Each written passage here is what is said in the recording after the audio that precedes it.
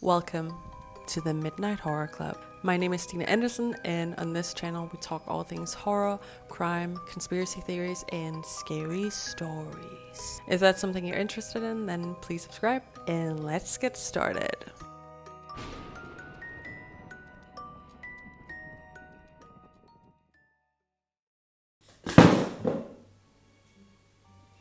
Oh my god, what was that? Oh, it was just a candle. Okay. Hi and welcome to my first crime episode. Today I'm going to be sharing a story where I'm actually in it. Yeah. Don't worry, I obviously didn't kill someone and someone didn't try to kill me, but I was friends with a killer. Yeah. Make yourself feel comfortable and let's get started with the story. So the year is 2012 and me and my best friend, we want to go on holiday. So we decided to go to London for a week. Our main goal with this holiday was to just get drunk. So on the first night or the second night, we find a pub crawl. If you've ever been on a pub crawl before, oh my god, it is so much fun. We actually had so much fun on the pub crawl, so we decided to do it again the next day. The pub crawl guides will tell you all the rules and stuff like that. And while they were doing that, I remember looking around because you're a big group of people. And if you've ever been on a pub crawl before, you know that it's mostly young people. You don't really see people in their 50s, 60s, or even 30s, I would say. It's mostly people in their 20s. So when I looked around, there were two people who stood out from the crowd. It was a mom and a son. And I just remember thinking, oh, that's odd that you would want your son or your mom on a pub crawl. Then a few hours later, we're sat in a club and I actually talk with the mom quite a bit. Her name is June Hopkins. She was so warm, she was so kind, she was so funny, and I remember feeling so guilty that I had judged her and her son for being there. It was such a special night for me because I remember at the time I had issues with my own mom, and I remember she was almost this mother care. I know it sounds really weird because it's you're drunk and you're on a night out, but she really was almost like this mother presence. I just really enjoyed hanging out with her. And so the night was ending. We had an amazing night. We decided to find each other on Facebook so we could stay in touch. So we did that, and throughout the years we would stay in touch. We would talk about everything. I would talk to her about my relationship, and she would talk about traveling and love. And I was like, fuck, she is such an inspiration. She's so cool. Travels the world with her sons, and I thought she was amazing. I actually called her my American mom. So every year on Mother's Day, I would message her and say Happy Mother's Day to my American mom. So the years go by, and suddenly it's 2020. COVID has taken over the world, and I am sat in my living room bored as fuck. I don't have a job. I don't have anything. I don't have money. I don't have any hobbies. It was in the beginning of COVID. The only thing I could think of doing in that time was to stalk people on Facebook. So I went on Facebook and I did some stalking, looked at old classmates, looked at what my friends are doing, looked at family members and so on. Hold on.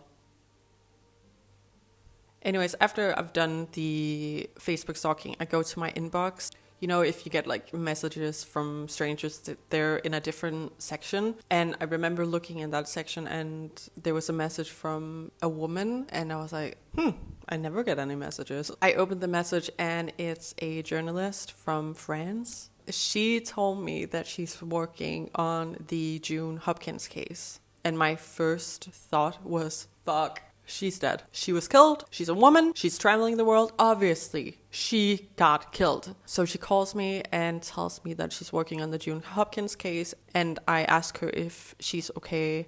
She was like, she's fine, but she's wanted by the French and the American police. So it turns out she tried to kill her ex-husband, and her other ex-husband died in a very suspicious way. So yeah, when I was in London, it was in 2012, I met June and I met her other son, but she had another son that I didn't meet. His name is Brendan. A year before I met her and Brendan went to France. They basically wanted to connect with Brendan's French father again. They hadn't seen each other for like 15 years, so quite some time. The reason why June wanted to connect again was because she wanted her sons to have his last name. They needed to do some paperwork, so they went to France and they wanted to sorted. However, it came to an end pretty quickly because he discovered that June and Brendan had been going through his personal papers to see what they would get basically if he died. When he discovered that they were going through his papers, he obviously got upset and angry. Then suddenly he felt liquid being poured on his back, and then he hears a clicking sound and he looks around and then Brendan, his own son, is trying to set him on fire. Yeah. So thankfully there was another person in the room when this happened. So we have the French father, we have June, we have her son Brendan, and then we have the French father's brother. We have 4 people in this room. Thankfully, he hit his hand, so the lighter flew out of his hand. He was okay, he didn't get burned. But then Brendan, Brendan takes out a sword and tries to stab his own father with it. Thankfully, his father's brother was also present in the room, so he attacked Brendan and put him on the ground and no one was hurt. He did file an assassination attempt or whatever it's called to the police, but by the time he did that, they were already back in the US, and also there were not enough evidence to prove that they tried to attack him. So after everything happened, he puts his niece's names down on his life insurance instead of his son's because obviously he knew that all they wanted was his money. He then falls into a deep depression because he discovers that June's other ex-husband, so the one she was with before the French one, he's American. He died very suspiciously. He fell from a ladder in his garage. No one could see him and hit his head on a drilling tool and died. And wouldn't you know it, June inherits $300,000 American dollars. That's a lot of money. They come back to France again and they spend years stalking the French father or ex-husband. So he returns home from like a day out or whatever, and then he comes home to see his sister being strangled by June and Brendan. Thankfully, the neighbors like try and scare them off so she doesn't get hurt. The ex-husband runs after them and she tries to poke him in the eyes like with her fingers, and then Brendan tries to strangle him as well. And again, thankfully, the neighbors scare them off so they end up running away. How insane is that?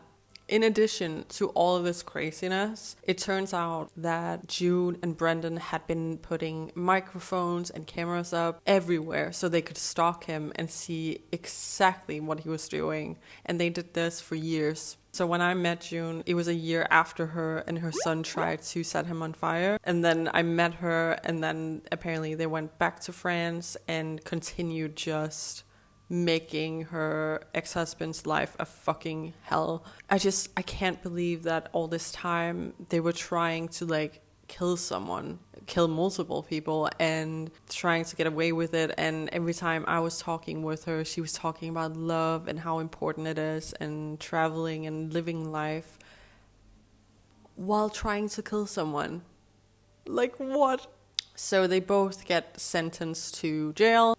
In 2016, June tried to escape jail by tying up sheets in her cell, but it failed and she fell 6 meters. Ooh, that must have hurt. So June was sentenced 16 years in prison and Brendan was sentenced 12.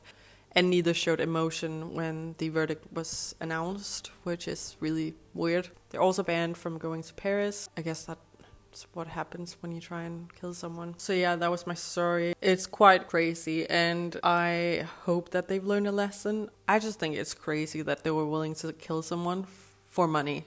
I know it happens all the time, but I'm just like, it's just money at the end of the day. So they're both in prison. I hope the ex-husband is doing better. That must have been really traumatizing. And I also hope that the other son, the one I'm at, is doing well, because that must be really difficult to hear that your mom and your son tried to kill your own father. Anyways, that is it for this video. So thank you so much for watching and listening, and I'll see you next time in the Midnight Horror Club.